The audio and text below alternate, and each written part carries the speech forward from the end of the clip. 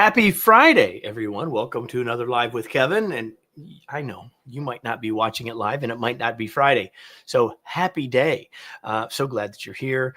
My name is Kevin Eikenberry, which you can see on the bottom of the screen. And I'm excited to have you join me today. And if you're watching live rather than later, what I hope that you will do is stop worrying about the fact that my video is choppy, which my guest said they'll stop worrying about it, Kevin, and she's probably right.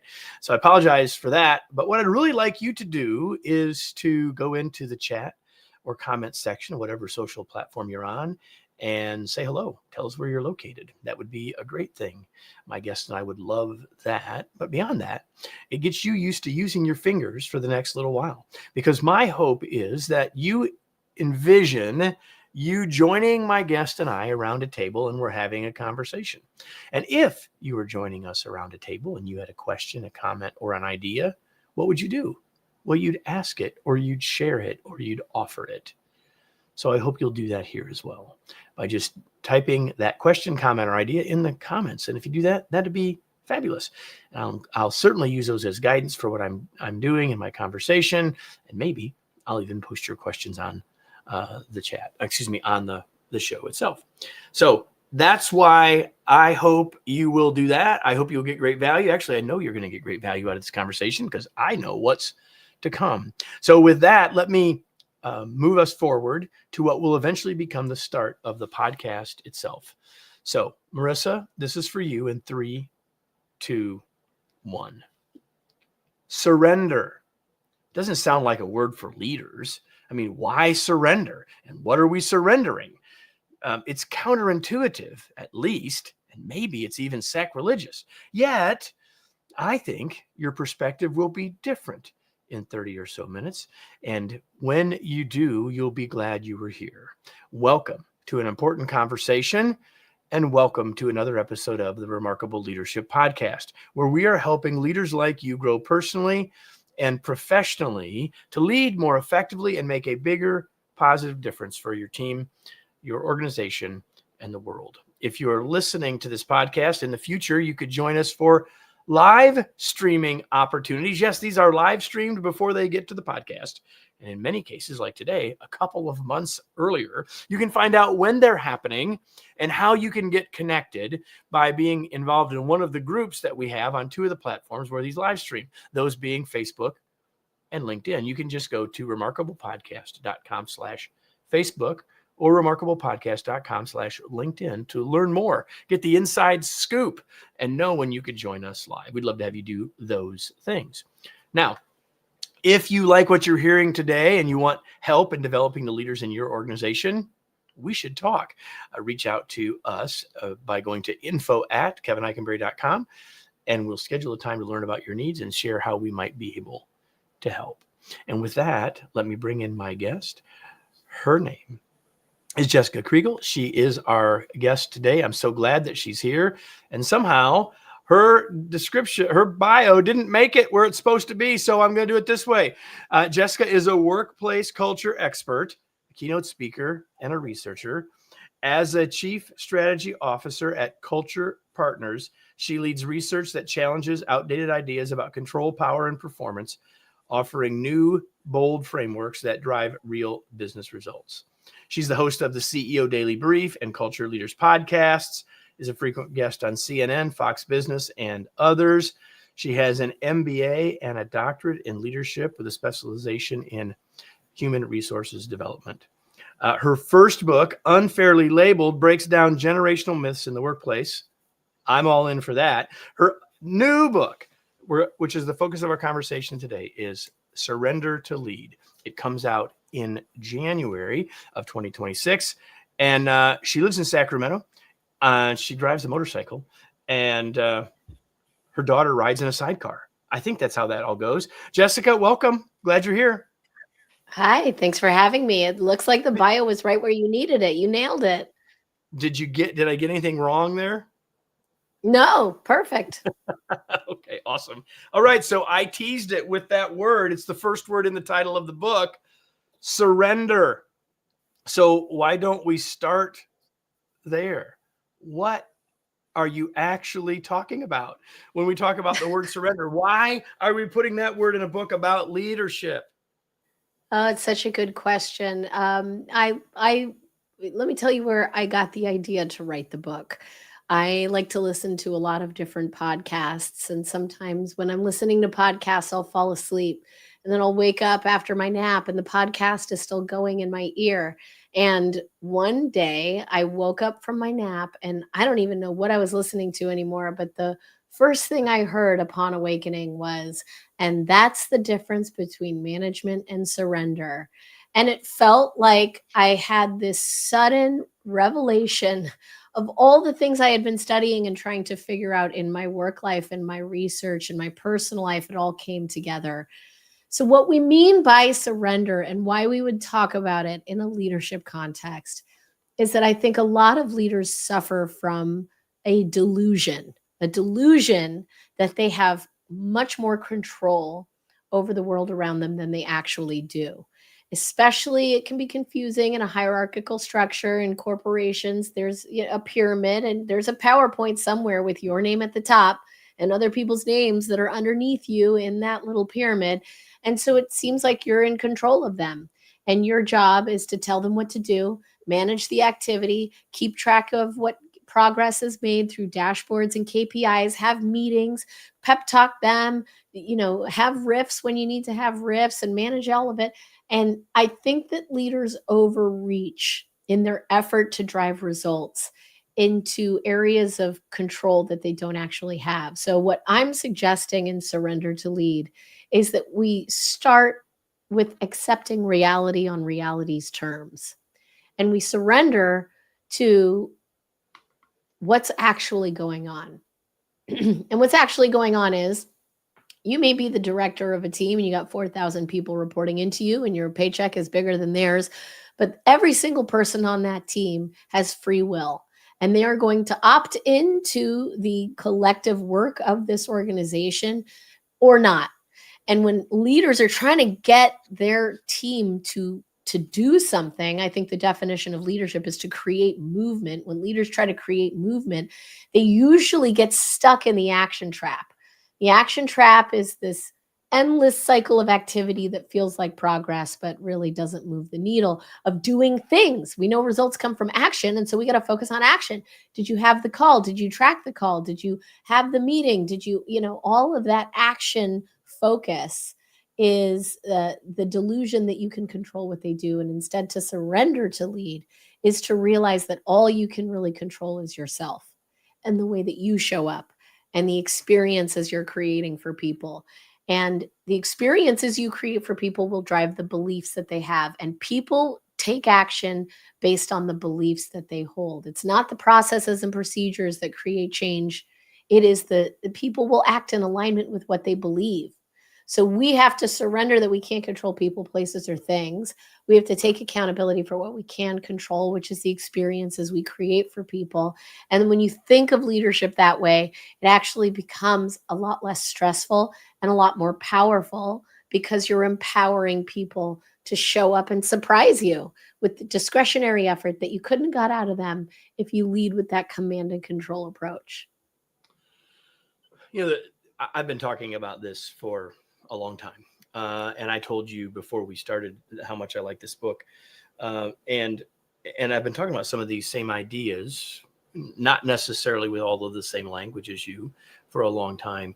And one of the things I've come to, so let me just make an observation and you can tell me what you think. Like, I think human beings have challenges with control, first of all. Yeah. But as leaders, we have another layer of that. And I think part of it comes by how we promote people. Like, we pick people who have gotten good results. We promote people that are the subject matter experts that had the answers. And so why wouldn't they think that's what they're supposed to keep doing? Right? Yeah. And it actually does work to lean into that skill set when you're an individual contributor and trying to create success for yourself. I did it for the first 20 years of my career. So did my co-author, Joe Terry. I mean, we are taught that we can manifest reality by putting our head down and doing hard work. And the more we try, the better we will be and the more success we will create. And so that works to a point, but control has a ceiling, right? That ceiling, we are past that ceiling when you've got hundreds or thousands of people reporting into you, and the pace of change is so fast that technology is changing, the competitive landscape is changing, political dynamics are changing, everything's changing so fast, and you can't control all of that.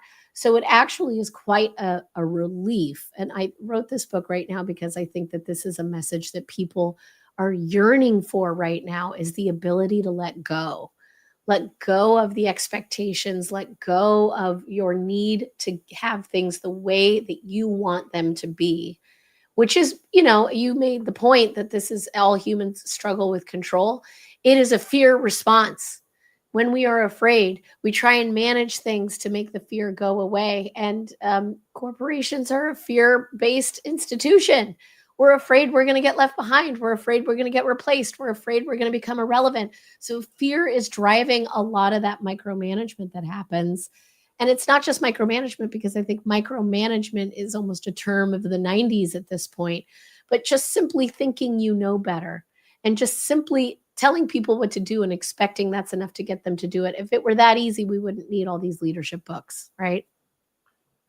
I want to whisper into the ear of everyone who's listening, or to many of the people who are listening, because Jessica said a few minutes ago that, if you're leading an organization of 1,000 or 4,000 or 5,000, and I would just say everything she said applies if you're leading 5. Not just maybe it's bigger, or it seems like a bigger stretch if the group is bigger. But once you make that move from individual contributor to leader, whatever the size of the group, everything that we're talking about today is absolutely 100% relevant. And quite honestly, the earlier you figure out how to manage what we're talking about, or let go of the things we're talking about today, the more successful you will be, however many are in your quote span of, I can't even use the word span of control in this conversation, in your organization, right? So you and Joe in the book talk about what's called the surrender, what you guys call the surrender shift. And this puts some process and some behavior behind the sort of the mindset that you've led out with here. So let's talk about those 5 things. I've got them. I can show them on the screen as you talk about them. Let's just talk about them at a high level so people have a sense about what you mean. Then I'm going to ask questions about a couple of them.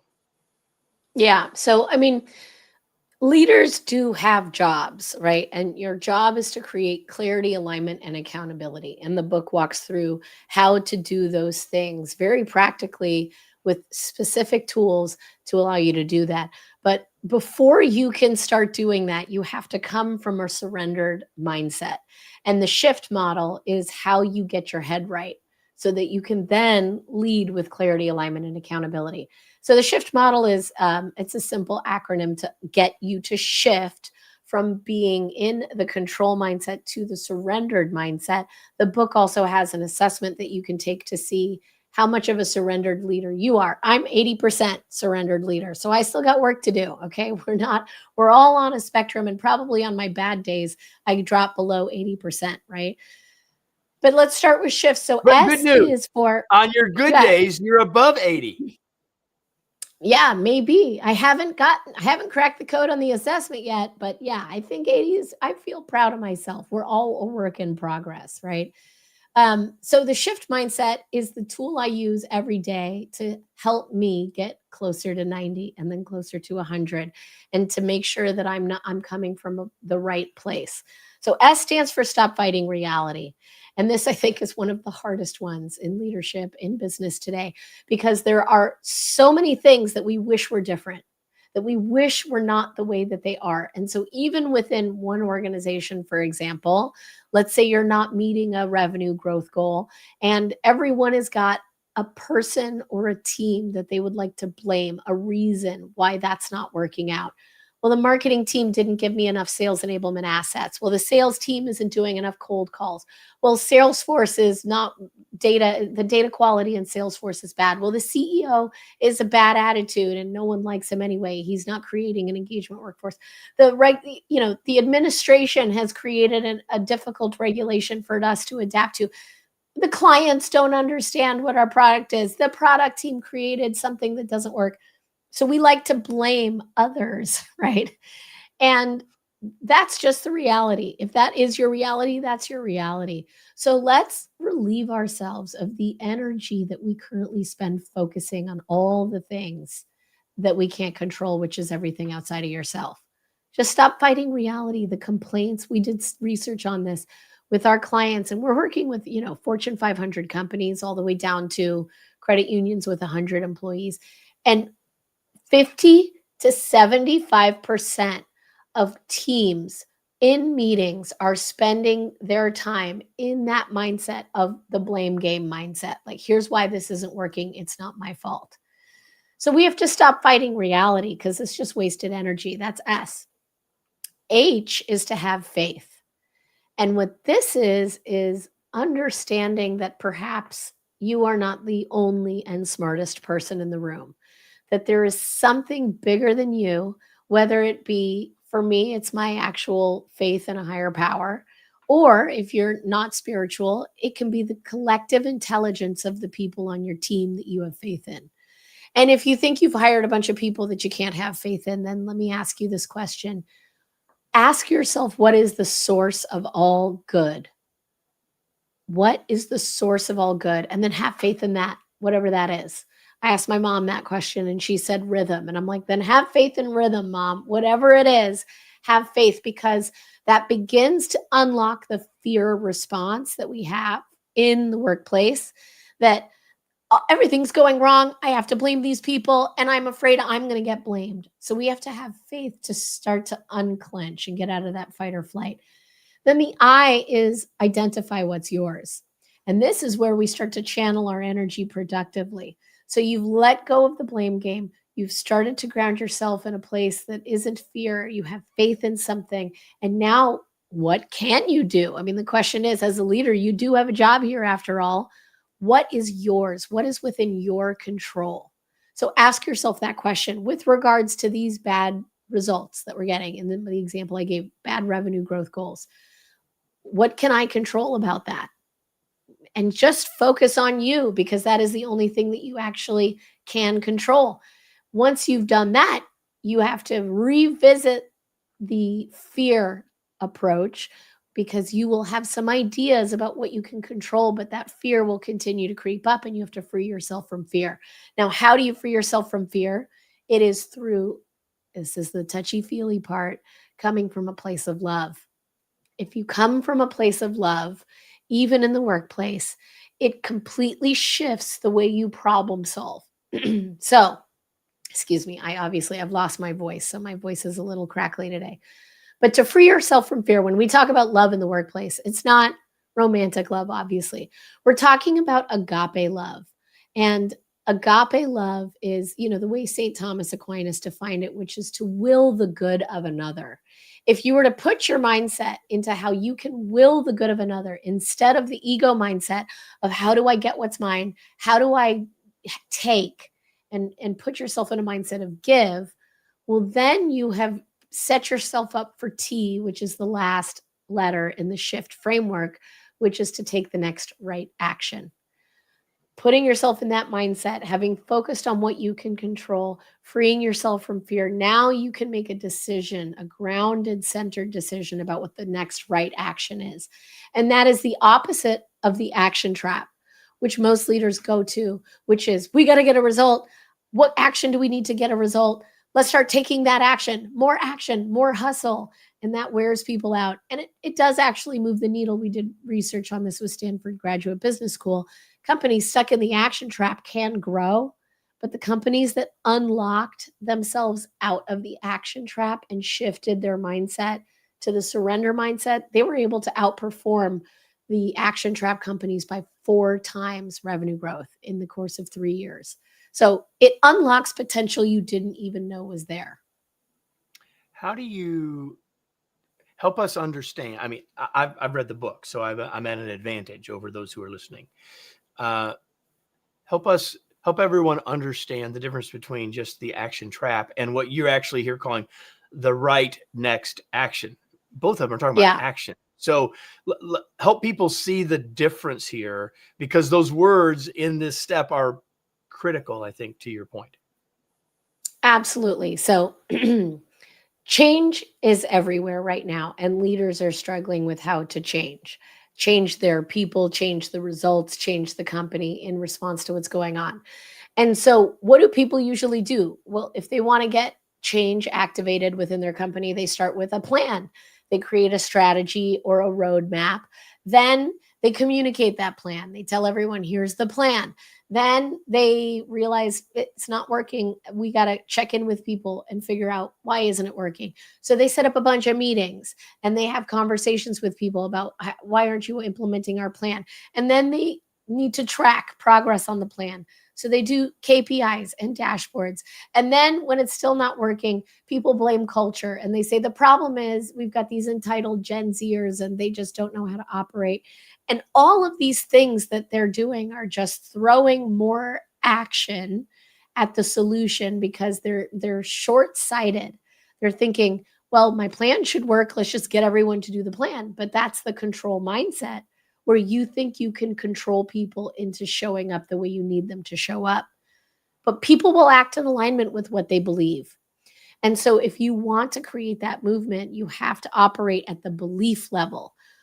Ask yourself this simple question: what are the currently held beliefs that are getting in the way of us achieving our results at this company? The shared beliefs that are preventing us from being successful. And ask your team that question, and you're going to learn something about why the actions haven't been working. And when you ask that question, there's the next follow-up question is, what do we need those beliefs to be? And when you understand the current beliefs that are blocking you from progress and the beliefs that are required for people to hold in their hearts, well, then you can take the next right action. So it's about filtering all of the action we could take, the technology you could implement, the new shiny person that you could hire that's got experience in this, and more meetings on the calendar, and figuring out what will actually work to change the hearts and minds of the people here so that they will not only take the action I think they should take, but they might surprise me with ideas I didn't come up with that will help us achieve our goal that align with our mission. That's the difference. Yeah, I love that. I think there's really good stuff there, Jessica. I want to make an observation, because you mentioned that 4-letter word that starts with L called love, which is all through this book, by the way. Surrender. We're talking with Jessica Kriegel, the co-author of Surrender to Lead. And as it turns out, if you're listening to this podcast, last week's episode, we talked about love as a change strategy. And if you're watching this, it was just yesterday live. And in that conversation, Jessica, one of the things that I talked with Mohammed about was the idea to embrace discomfort. And I think there's so much of what you've said here that requires us to do that.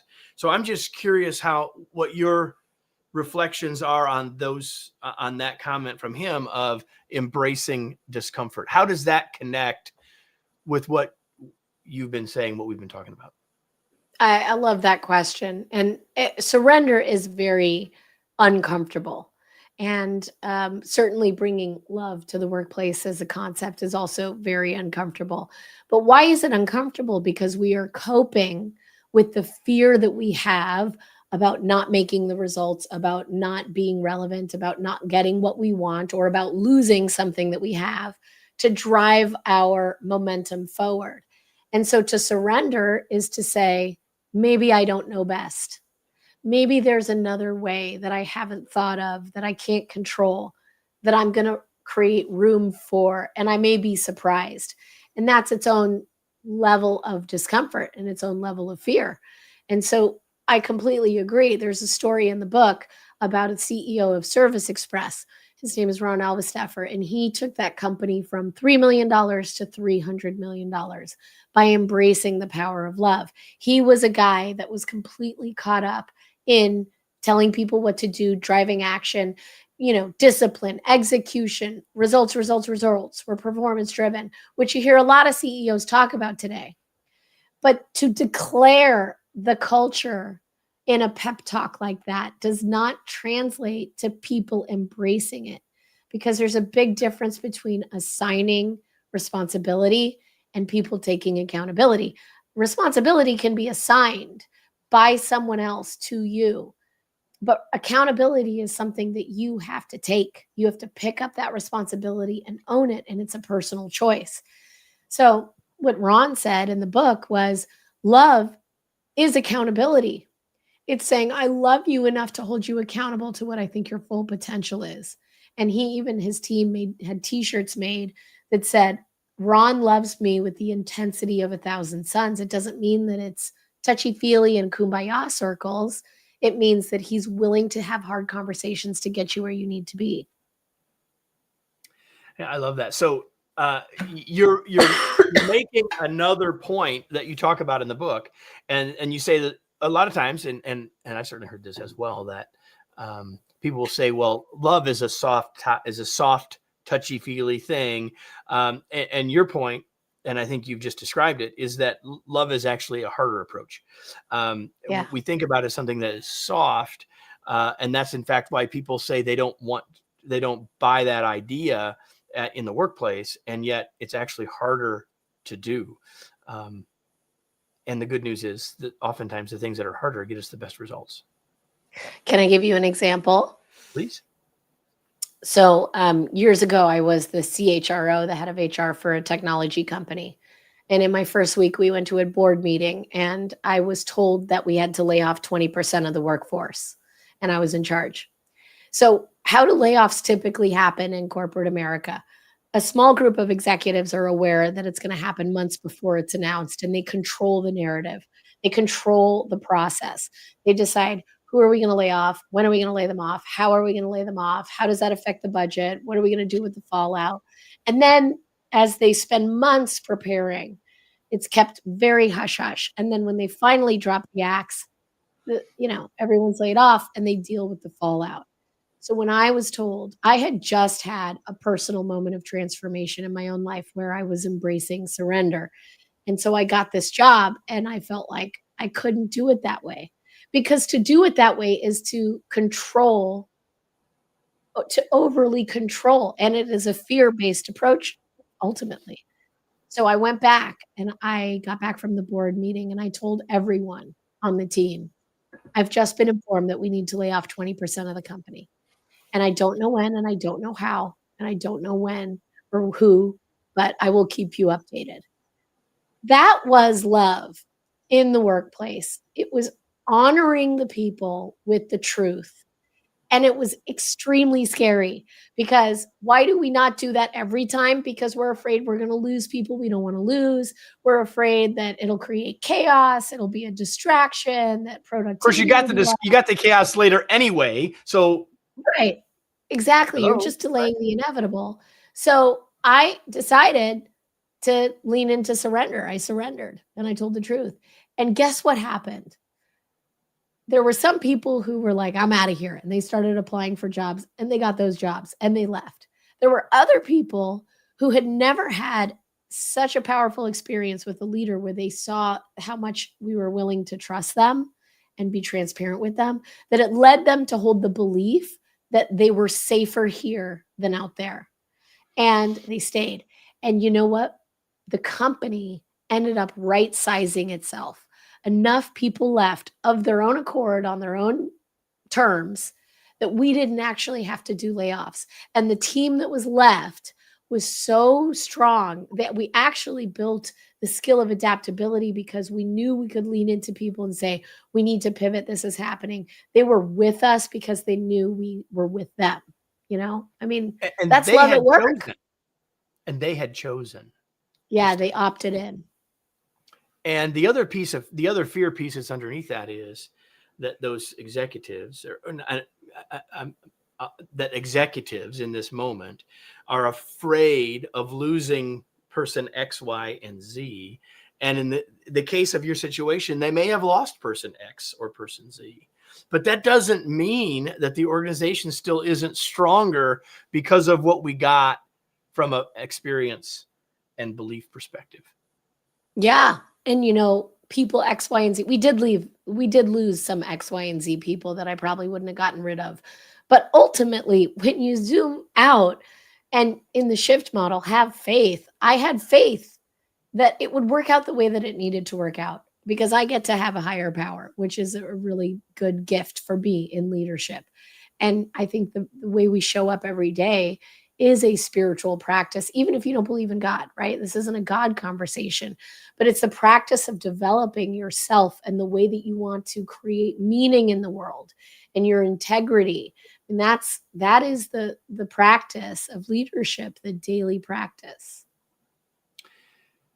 Before I shift, Jessica, and ask you a final couple of questions, is there anything that you wish I would have asked or you wish we would have talked about that we did? I mean, there's plenty more in the book that we didn't talk about. I acknowledge that wholeheartedly. But is there anything specifically as this conversation has unfolded that you'd still like to say? I'd like to make a quick point about accountability because it takes up, 12 chapters in the book or something. I don't know exactly, but it's a big chunk. And I want to give your audience a really simple tool that they can use to help drive accountability. And by accountability, I mean spreading this mindset of surrender so that people can drive results. Now, a lot of the times as a leader, people will come into your office or call you on Zoom or whatever, and they have a problem and they want to tell you all of the reasons this problem exists and why you need to solve their problem. And to surrender is to not insert yourself into that problem, but is rather to empower the person who's come into your room to find their own solution. Surrender the problem and surrender the solution. So here's 4 questions that you can ask that will allow you to do that. And the first question is, what is going on? It's a great question. Let them talk. Then the second question is, what about that can you control? And what you've done there is you've gotten them to think about how they can surrender everything that they wish was different and to just focus on the one thing they can control, which is how they react and they show up. Once they are focused on themselves and what they can control, then you can say, well, what else could you try? And get them to brainstorm because they probably spent a lot of energy thinking about others. Now they're thinking about themselves. Get them to brainstorm about how they can show up differently. And the last question is, what are you going to do by when? And they set themselves up with their own next right action. So you don't have to say the word surrender or love or even have them read this book. You can ask those 4 questions and it will allow you to be from a loving space and create more results than you imagined. And you're modeling what you're trying to do for yourself. A couple of things, Jessica, before we finish. I actually have one answer to this question from the way I introduced you, which was the motorcycle. But I'm curious what else you do for fun. I dance and I read, and my favorite thing in the world to do is take my dogs for a walk. And we have more than one. We have 2, and they're big, so they need a lot of exercise. I walk them 3 times a day. There you go. Speaking of reading, you did know I was going to ask you this. What are you reading now? I'm reading Mere Christianity by C.S. Lewis. All right. Awesome. We will have that in the show notes, Mere Christianity by C.S. Lewis, as well as Jessica and Joe Terry's book, Surrender to Lead. Both of those will be in the show notes. But beyond that, Jessica, where can we learn more? Where do you want to point people in relationship to connecting with you and or the stuff we've talked about in this conversation? Where do you want to point people? Well, if you're on LinkedIn, then please connect with me. I have a weekly newsletter there called This Week in Culture that comes out every Wednesday. And otherwise, check out the book. It's at surrendertolead.com. If you're listening live, it's available for pre-order now. But if you're listening to it on the pod, it's already out. There you go. Surrendertolead.com. And I can attest personally that if you reach out to her in LinkedIn, she will respond. We had a little conversation about a couple of things, including something Kevin screwed up before we actually got to this point. Listen, before I say goodbye to Jessica and before I say goodbye to all of you, I have to ask you a question. actually is a question of love and accountability, as it turns out. And the question is this: now what? What action will you take now as a result of what you heard today? It's one thing to say that was a great conversation. And that thing could be, I'm going to order a book, which Jessica would love. It's not really what I asked. You should do that, but that's not really what I'm asking. What I'm really asking is, what idea did you get here that now you need to go act on? Because if you leave it with that was interesting or that was good, that's not nearly as useful as I'm going to go try that. I'm going to ask those 4 questions, or I'm going to think about this in a new way, or I have this situation where I want to use the surrender shift. I don't know what your thing is, but what I do know is that until you act, nothing's going to change. And so it's my hope that you will do that, because my hope is that this podcast is a podcast that leads you to action, and Jessica, not to napping, as it turns out. Jessica, thank you so much for being here. It was a pleasure to have you. Thanks again. Thank you so much for having me. And with that, everybody, I promised you at the beginning that you might leave this conversation with a new perspective. I hope you did. And I also hope that if you did, that you'll come back. And if you're not subscribed, that you will subscribe. You know how to do that wherever you're watching or listening, to do that. And if you've been subscribed, the other thing you could do is tell someone else to join us. Hope you'll do those things. And I do hope you'll be back next week with us for another episode of the Remarkable Leadership Podcast.